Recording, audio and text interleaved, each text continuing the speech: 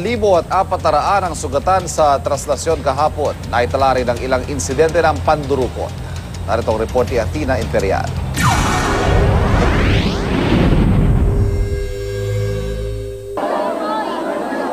Habang papalapit ang pagtatapos ng traslasyon ng Poong Nazareno, nadagdagan pa ang bilang ng mga hinimatay, nasugatan at nasaktan.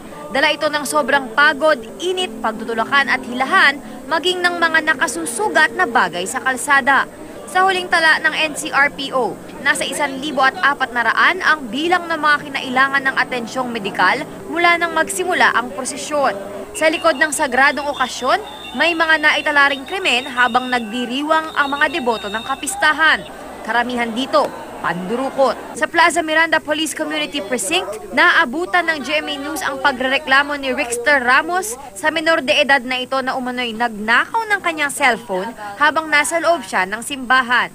Sa may harap mismo ng alagyanan ng Nazareno, siya may dumukot sa akin sa bulsa ko, naramdaman ko sa dami ng tao. Tapos yun, pagkapa ko, wala na. Yun, naita ko siya. Siya kagad kasi,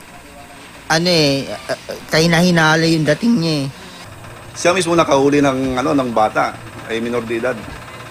Ang mangyayari dito sa bata, kung hindi niya papatawarin, ay turn over namin sa DSWD. Kung wala, papareceive namin ito sa magulang.